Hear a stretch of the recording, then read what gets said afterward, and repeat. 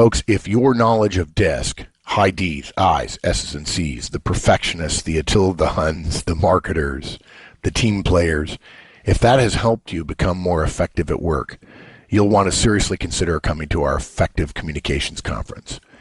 We set the basics of DISC in an hour or so, and then we spend the rest of the day teaching you how finally to communicate effectively, which is to pay attention to what your listener does and communicate in a way that makes sense to them. At the end of the day, you'll be able to read someone in a conversation, determine their major DISC tendency, and then based on that, make some changes in how you deliver to improve the chances that you get harmony and congruence and collaboration and not drama, conflict, and tension. Come see us. Welcome to Career Tools, our guidance on relationship errors, trying to change your boss. Don't do it, folks. Here we go. Wendy, we've been talking this way for 10 years. People keep asking us, how do I change my boss? How do I get him to manage me the way I want? People say, oh, I manage my boss all the time. And of course, there's a Harvard Business Review article called Managing Your Boss, which is misleading because it says you can't. But this is a relationship cast. It's not so much a boss cast.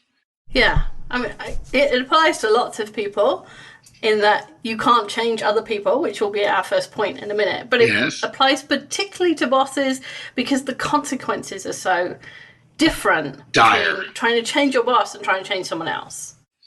Okay. Well, what about the person who says, oh no, my boss really listens? Don't believe them. Well, yeah, I would say don't believe them. And I would say there's a big difference between a boss soliciting feedback, listening to that feedback, smaller and smaller percentages as I go along here, and then actually making an effort to change and then actually changing. Yeah, you're right. There's a big difference between solicited feedback and unsolicited feedback as well, which a lot of the time is what people want to give. Yeah. And so this cast is about, of course, we don't give feedback, but we're suggesting, be careful even about making suggestions, right? Yeah. Yeah. Like if you come out of a meeting and think, oh, I'll just give my boss a little hint that I don't think this bit went over very well. No, don't do that. Unless he says, what do you think were the things that didn't go well? And you can describe the situation without describing his behavior, and you can be gentle about it, then perhaps. But coming out of the meeting and saying, I think you were really rude to them, don't go there. Yeah, good. Okay. So what's our outline? So we're going to talk about why we are not trying to change other people. Yeah. And then we're going to, a subset of other people is your boss. And one of the things that makes bosses, particularly someone you don't want to try and change, is because they know more than you. So don't try and change more people who know more than you. Yeah. And folks, if you think that you know more than your boss, well, generally speaking, think again. Yeah. Because otherwise you'd be in his chair, right? And the third point is change yourself. Yeah. Before we go any further, I'm sure there are a lot of people who are listening going, but if my boss asks, and that could be a different situation, guys. But I want to share something with you. We've said many times on our casts, Manager Tools and Career Tools, that our guidance is for 90% of managers and professionals 90% of the time. So do the math, that's 81% of all situations in your professional life. There are some situations we don't cover. There are some people who are unique. We've said before, if you're as smart as Bill Gates and Steve Jobs and have access to that much capital and you're a billionaire, you don't have to listen to us at all, and we suspect you're not. But in addition, we also say this regarding our guidance. Our standard is not just we provide guidance that people can use to help themselves. Our standard is we will not give guidance that anyone can use to hurt themselves. So there are many things we could say that many of you could benefit from, but because we have somebody listening right now to us, late at night, they're tired, they're looking for a solution. Perhaps our podcast is the one blade of grass in a desert. The oasis in the desert, and they're translating our guidance into their own native tongue. And so they're going to get a higher percentage of it wrong. Sometimes I talk fast. sometimes when to use his British words. And so there's going to be miscommunication. We have people come back to our Effective Manager Conference 4 or 5 times and say, I learned something again. I learned something new. I wasn't, when the student is ready, the teacher appears, and I wasn't ready. When you said that the first time, I was still getting to step 1, and you just gave me a step 4 piece of knowledge that I could not have learned 4, 5, 6 years ago. So we know we're bucking the trend. We know that your CEO would say, no, everybody should give everybody suggestions. But we know that when it comes to your boss, there's risk. And this cast actually starts with the underlying principles of you can't change other people. But bosses are a special case, especially among that. So with that caveat, so we're not going to try to change other people, Wendy. This is something you and I talk about a lot, right? Yeah. Yeah, and it's because of a fundamental human behavior. So no matter who you are, every human on the planet, in fact, every animal on the planet, even the little amoebas, act in 2 ways. They act to get rewards or avoid pain. Yeah. Even when you're doing something that's long-term bad for you, you do it in that moment because that in that moment it feels good. Yeah. Or it stops you feeling pain, right? So that's all we're doing all day. And we have, developed frontal lobes and executive function and all the things that came after that in our brains. But at a fundamental core, that's all we're doing. And so what your boss is doing that annoys you or irritates you or you think is ineffective, they are doing for a reason, to either get a reward or avoid pain. So let's say you have a boss who... Go ahead. I'm just champing at the bit here. I have this conversation 5 times a week. Yeah. So let's say your boss... you need your boss to sign contracts off. You negotiate, you have the contract drawn up, you have it agreed with the other company, and the last thing you need is for your boss to sign these contracts. And he never signs them. He never signs them the first time you ask, or the second, or the third, or the fourth, and you have to nag him 20 times for every contract. And my guess is there is no punishment associated with not signing. Exactly. None, other than your nagging. Exactly. There's no benefit for signing them other than the elimination of the nagging, which he can tolerate. And he has a full schedule, and he's thinking there's 25 things I could do. The pain I reduce, the nagging, is so small, and the reward I get is so negligible that I can just say, no, I don't want to do it. Yeah. It's like a little fly buzzing around, and he's like, yep, gone.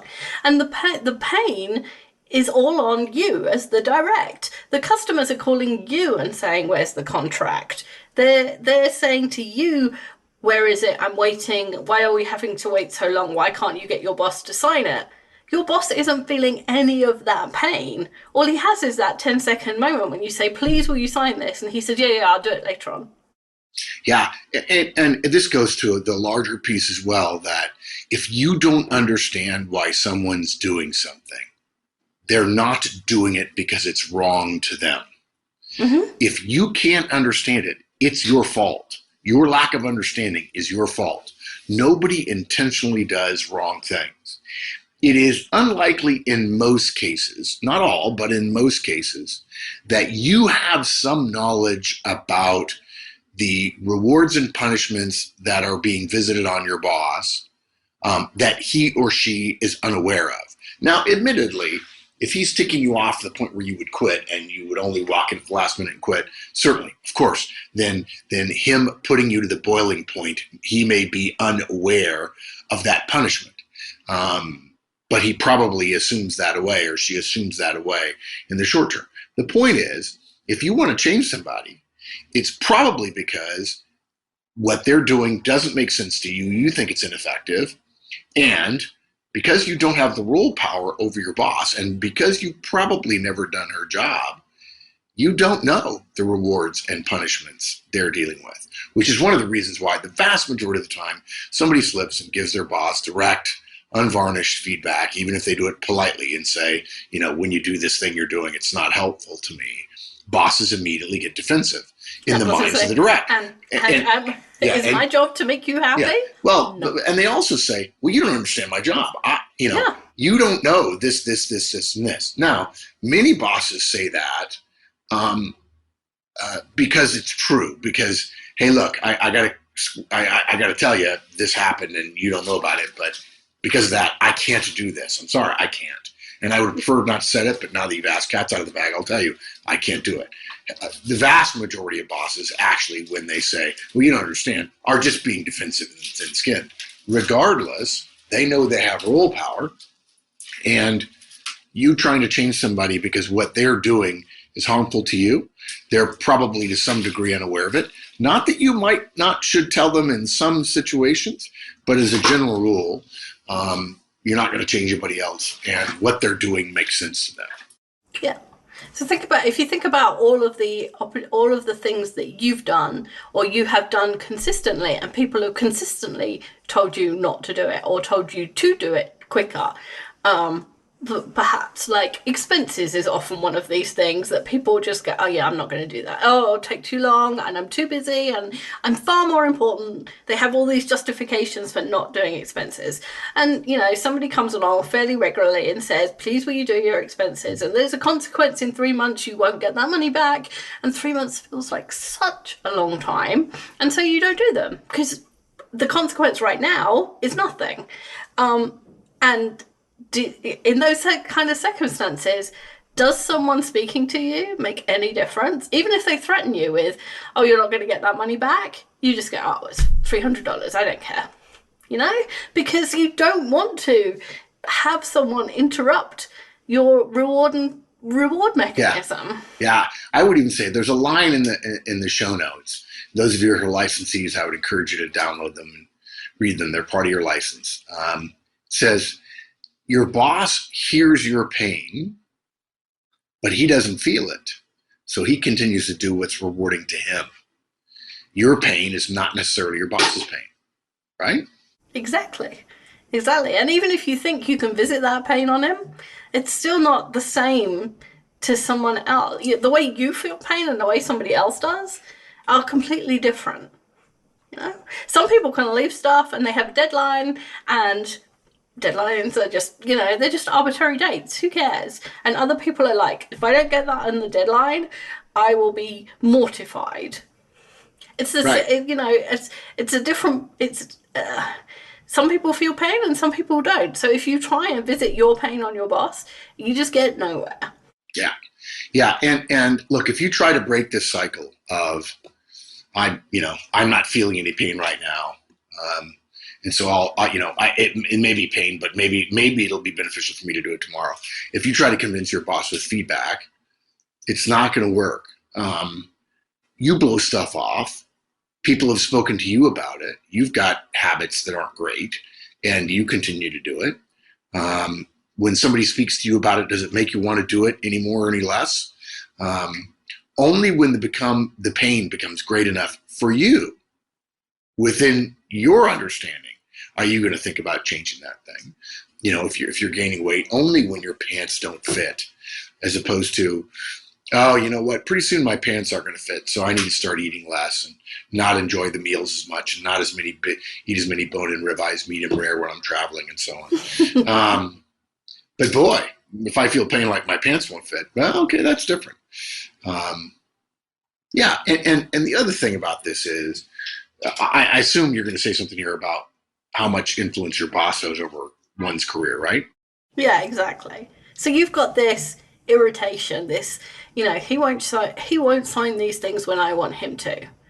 But the consequences that he can visit on you because you gave him feedback and he didn't like that are far bigger than the pain you're in right now. You think it's going to ease your pain. That's why you give people feedback or you make a suggestion. Right. But it's not. Because your boss controls your career, they control your day-to-day experience. Because a boss can make you pretty miserable if they want to.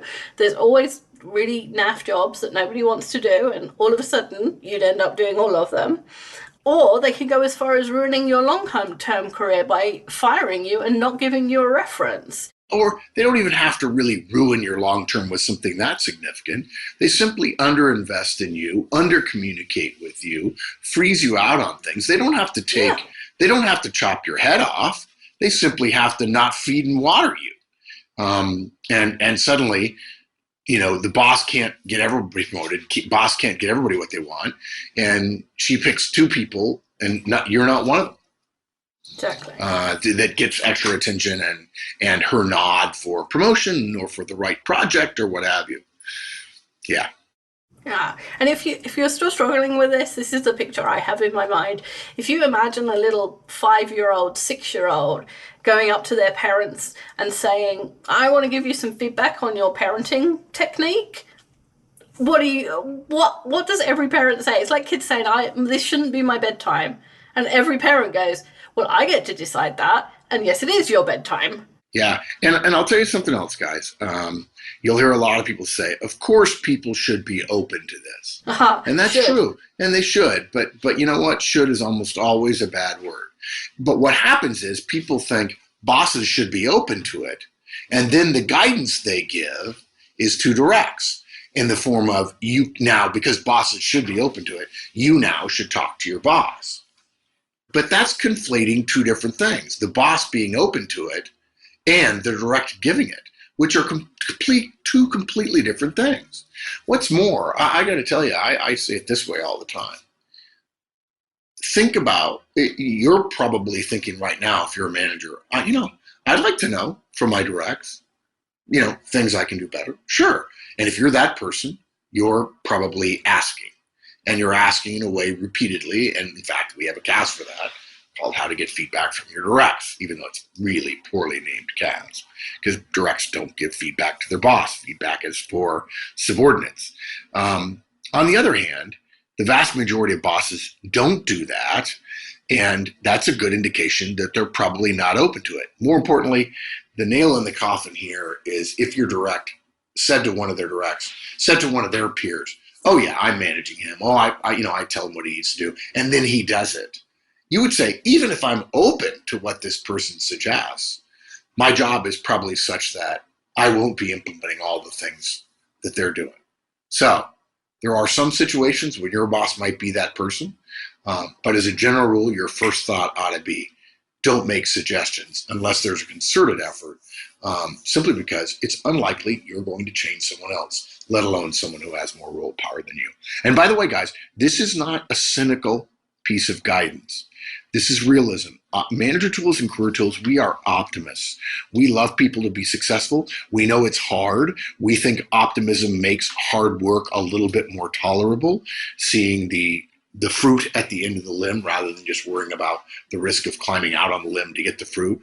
But we're not cynical about this at all. This is not fantasy tools. We're not going to put you at risk. You may be the exception to this rule, but this guidance will save more people than it will hurt. And we're not trying to change everyone. We're trying to help you, if you're listening now, to help you have an effective career. When someone says how the world should be, then you need to be careful about it, because the workplace is a little bit like nature without civilization. It's nasty, brutish, and short, or nature is red in tooth and claw. And yes, it's true. We've quoted Gandhi before. We must be the change we wish, or I think it's the Dalai Lama. We must be the change we wish to see in the world. That's true, but discretion is the better part of valor. Okay, if you behave completely, I think that quote actually refers to changing yourself. Yeah, that's exactly an example. Yeah, right. Yeah, it doesn't say go around changing everybody else. Exactly. Yeah. Good. Okay. So we've already said don't try to change someone else, but now you're going to add to that. You're going to pile on here, give people even more reason to be cautious, because we don't want to try to change someone who knows more than you. Yeah. So I have worked for people that I thought didn't have any brains. Right. That was my summary. Okay. But let's be clear about that. Let's. I think there are a lot of people listening that you're trying to reach that probably think their boss has some brains. What you mean to say is you've worked for somebody who you assessed that you were intellectually brighter than them, you were quicker than them, you were smarter in some areas, maybe you were even more broadly knowledgeable about the world, right? That's what you're saying. Absolutely, yes. Yeah, That's okay. what I meant. And I didn't, because I was smarter than I had been earlier, I didn't actually go and tell her that she was an airhead. Okay. But I did roll my eyes when she was talking. I did avoid doing things that she told me to do. And I talked about her behind her back. And I was generally a really bad direct. Yeah, amazing. Amazing. It astounds me. You know, I can't even comprehend this. You're just such a sweet person. You're right. Okay. And so, but it wasn't until I was out of that situation that she left. I went on to another boss and she left, and the job she got after that was a really big job. And the one after that was huge. Which, by the way, doesn't happen, guys. Idiots don't get promoted twice to really, really big jobs. It doesn't happen. If you think that's happened, you're wrong. Remember what I said before? If you don't understand why other people do things, it's your fault. People don't do things for dumb or wrong reasons. They just don't. Particularly decisions that last a long time.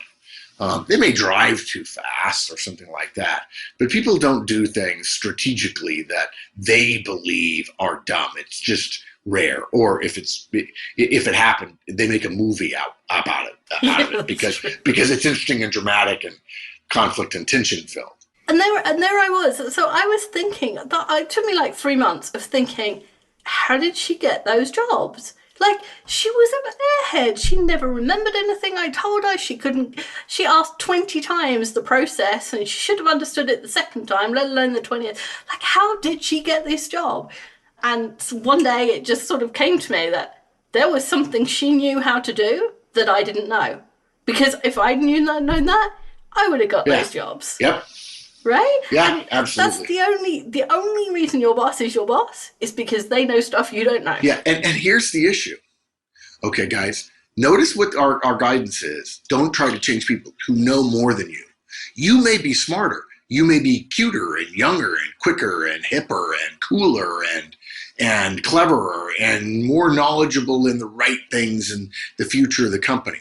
We're not, and you may just be plain dead smarter. We're not saying your boss is smarter than you. We're saying she knows more than you. And she knows stuff she can't tell you. And that job constrains her, just like your job constrains you. Yeah. Now, are we always right? Is it possible that your boss is doing a dumb thing? Of course. But the percentage of bosses who do dumb things is 1/100th the percentage of bosses whose directs say they did dumb things. And so the problem is, are you going to roll the dice because you're right? Because you better roll snake eyes. So, I mean, if we go back to that example that we were using earlier about the contracts, the boss may not be signing them because he already knows that your division is going to be sold off and or spun off, and those contracts are going to be null and void because they'll have the wrong company name on them. Or, something else is going to happen and he knows those contracts won't be valid. And but then the direct would say, of course, well, but then he should just tell me that and I won't be wasting well, okay, that's true. And I can't tell you the number of times people have said to Wendy, I really need an answer from Mark on this. And I said, okay, yeah, but in order to provide you a 10-minute answer, I need a half an hour, uninterrupted time to think through my answer to your strategic career problem, because it's an unusual situation. And I haven't been able to find that half hour yet. And I have 17 things to do. And this one is number 14. And when I get to number 14, and oh, by the way, something may jump in there that's urgent above it tomorrow, I promise you I'll give you that full half hour. On the other hand, I'm not going to do that. So you're thinking, well, if he knows the thing may get spun off, yes, but he has to explain it to you. And he has to ask for you to keep it quiet.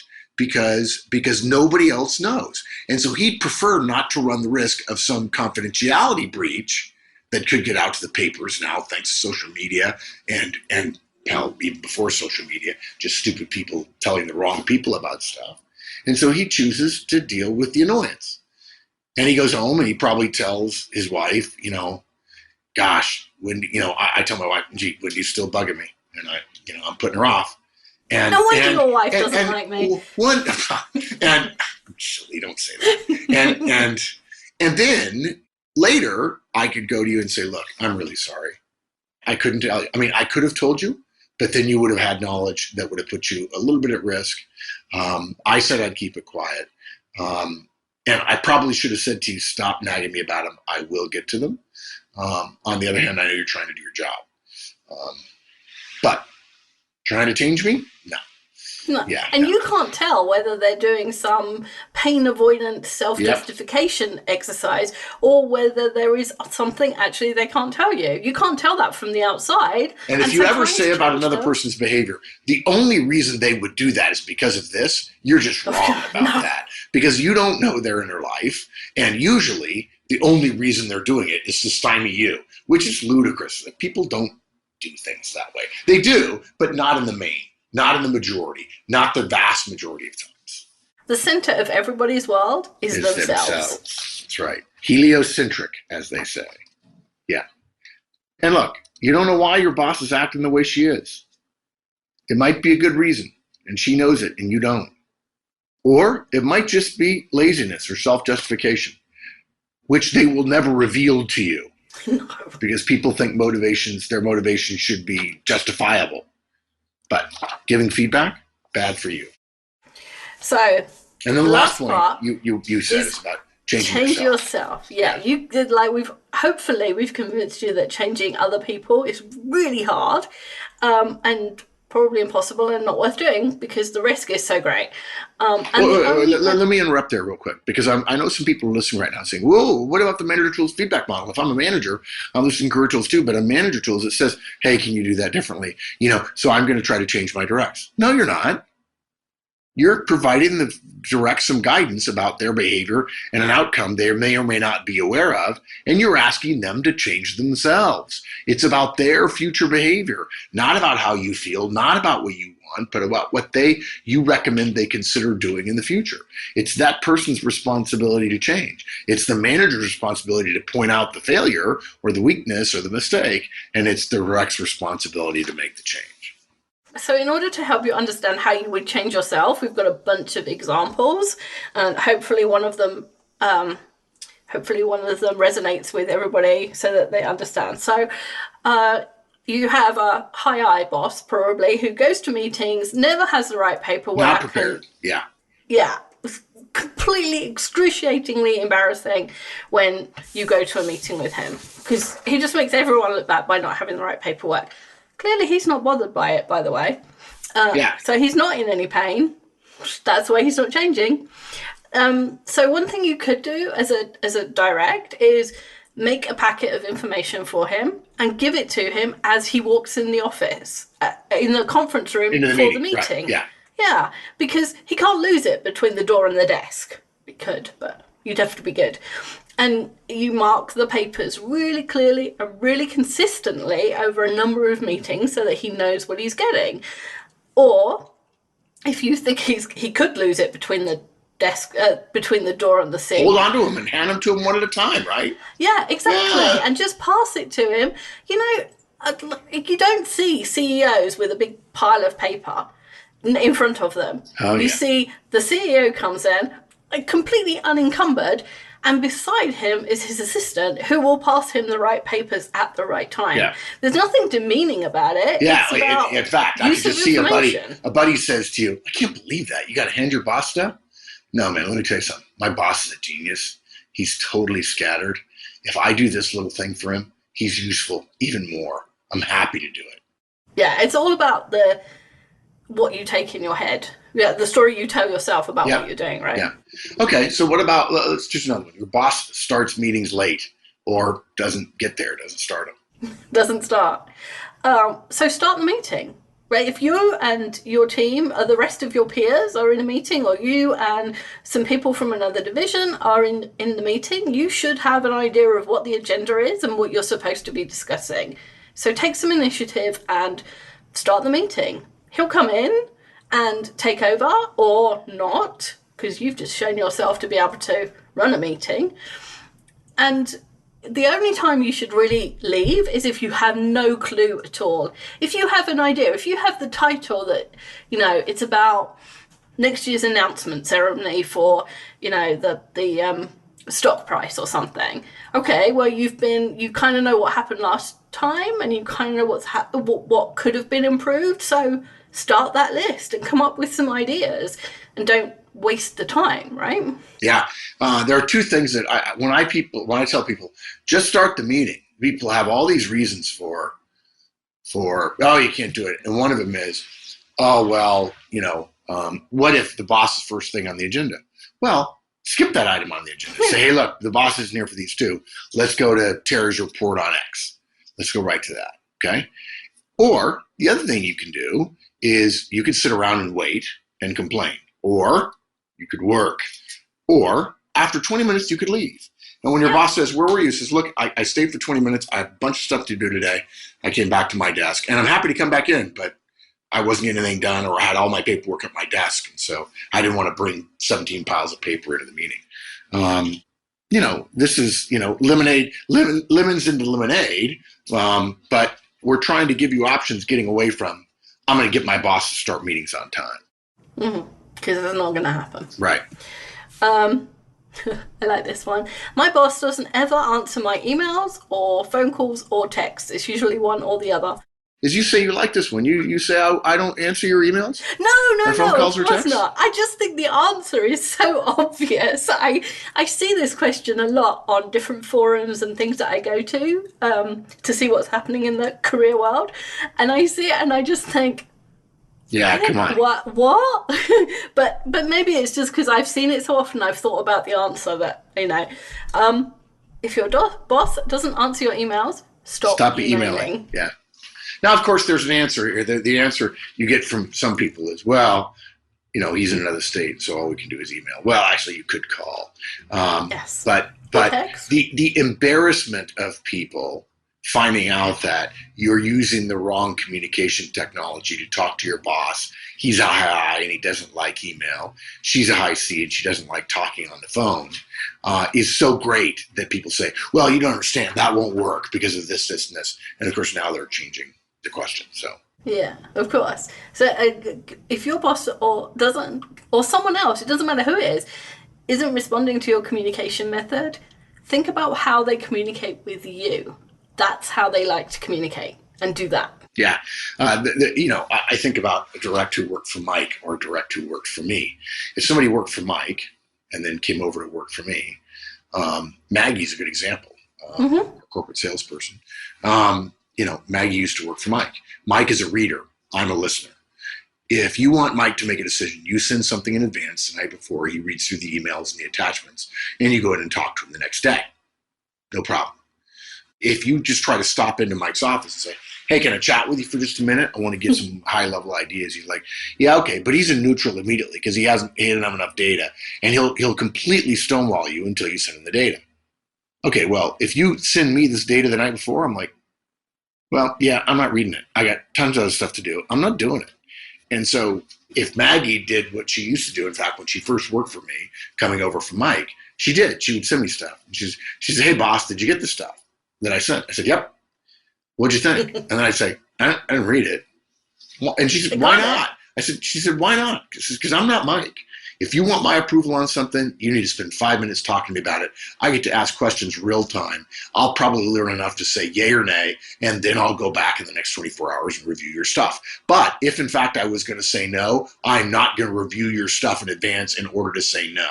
I don't want to spend 2 hours saying no if I can say no in 2 minutes. And she went, oh. And so now she calls me. Hey, can we do this? Sure, fine with me. And then she says, I'll send you something. I said, no, don't. She's smart, that Maggie. Yeah. Okay, what about my boss doesn't do his work? Oh, what a shame. Yeah. I can't believe that this question exists, but it does. I see it I see it frequently. So the answer to if your boss isn't doing what you think should be done, first of all, really think about that question. The whole should. Yeah, should. No, you don't know. You don't know. You don't know. And And then if you've thought about it and you're absolutely sure that that's what they should be doing, then think about how you can make it easier for her. So if there's a project and it just needs like kicking off so that it's got some momentum so that she can just carry it on because she's not a starter, then do that piece, start it.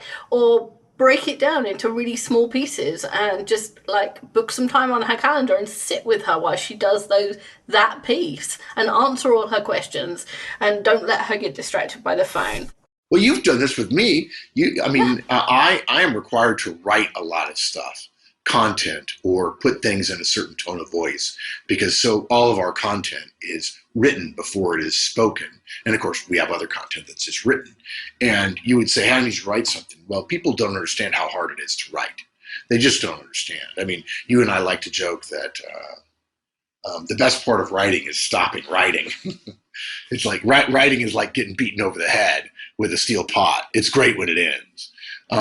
And so I would say, yeah, I'll get to it. Yeah, I'll get to it. But it was an hour and a half of focus.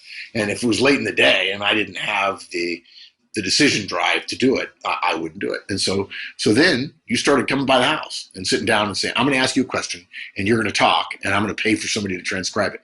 I'd say, "Okay, fine." Right? And it worked out fine. In fact, the Trinity rollout emails, I can remember very clearly sitting at the house in Sloat Road in Pebble Beach, and you would ask me the question and I would dictate the answer. Yeah, and we did that for like 100 emails. Yeah. We did.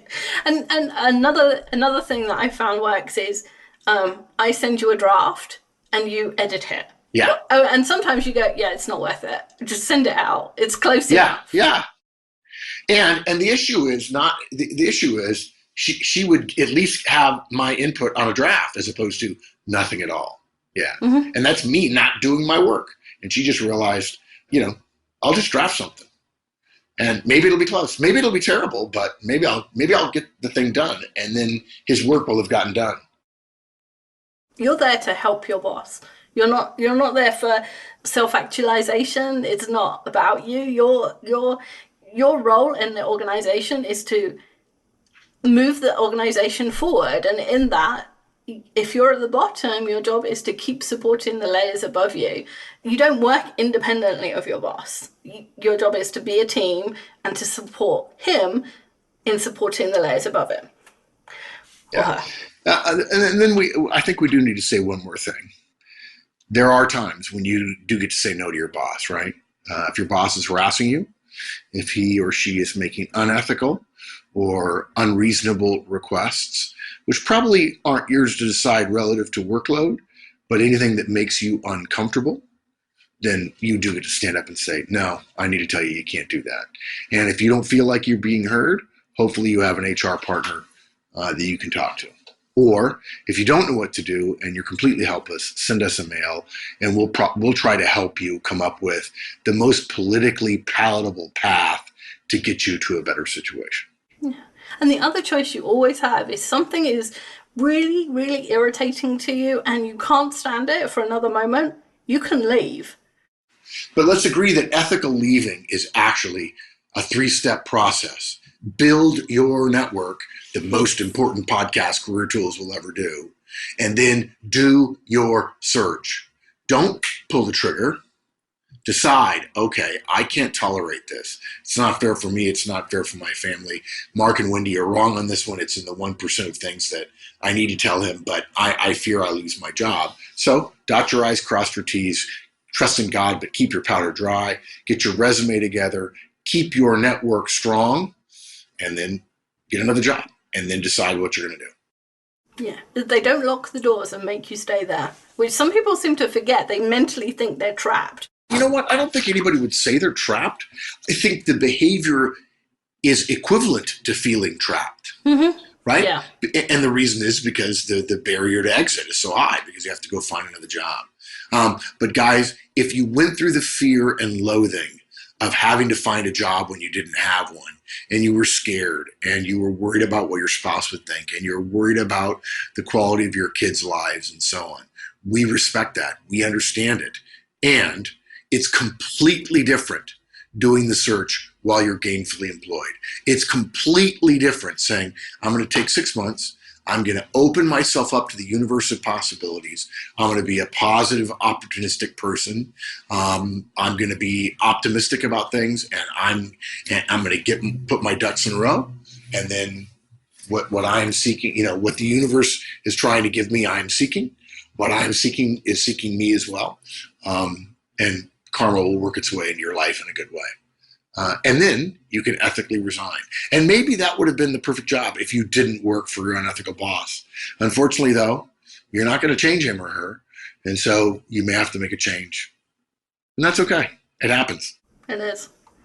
So the big message, if anybody missed it, is you cannot change other people. If you read ancient Greek and ancient Roman literature, there's a bunch of stuff that says, don't try and change other people. We've known this forever. Yeah, forever. So, don't try and be the person who proves it wrong. Yeah. It's probably not going to be you. Not going to be you. Do the things that you can do and which are sensible for you to do, and give up pushing that rock uphill. Good. Okay. Thanks, Winnie. Thanks. Bye, everyone. That's it, everybody. Another one of those things Manager Tools has always recommended. Don't try to change your boss. Come back next week. We'll see you then. Career Tools produces actionable guidance for professionals every week. To receive additional materials via our newsletter and to find products for situations you may face, go to www.managertools.com. Search for Career Tools on Twitter and LinkedIn.